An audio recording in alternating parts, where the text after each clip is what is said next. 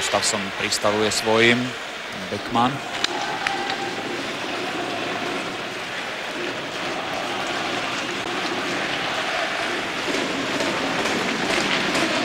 Järvi Svensson sa prebíja až do gólovej príležitosti a Švédi vedú 1-0.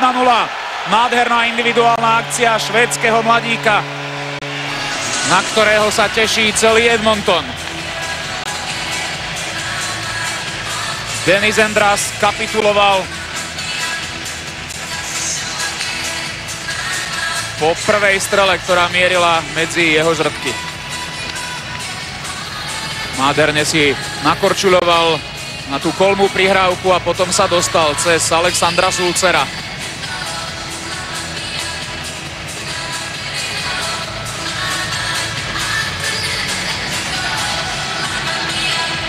Polovica týmu troch koruniek, 11 hráčov, má menej ako 23 rokov, ešte raz nádherná prihrávka od Beckmana.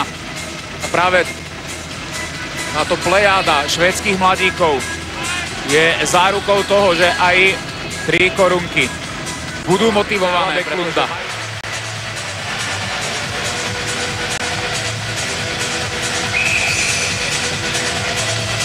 Veľmi rýchla výmena miesta. Veľmi pekne. Ani jeho spoluhráč z útoku Rankel nebol dostatočne drzý pred brankárom, tak ako teraz Švédi. Veľká príležitosť Niklasa Perssona, nebol to gól. Aspoň tak ukazuje hlavný rozhodca. Bojovník Gogula sa k puku nedostal, riskantná prihrávka krížom cez pásmo. Prešla cez trojicu Nemcov. Čo vymyslí Omark?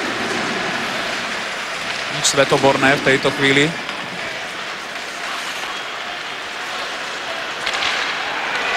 Omarkovi sa teraz nevyplatili jeho vymýšľance s pukom a takmer z toho bol vyrovnávajúci gól.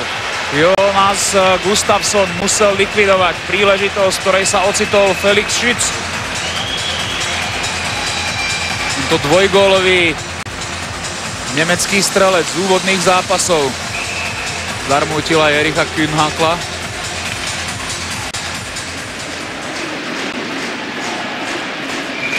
Denis Endras z Augsburgu, teda z mužstva, ktoré skončilo až vo finále. Takto iba vyťahol ruku nad seba, nevedel, kde sa puk nachádza a ten opečiatkoval hornú žrtku. Po Beckmanovej rane sa ešte hodnú chvíľku triasla bránka za ním. Nie je tomu ani 24 hodín, čo musia nastúpiť znova proti veľmi rýchlemu, korčuliarsky vyspelému súperovi a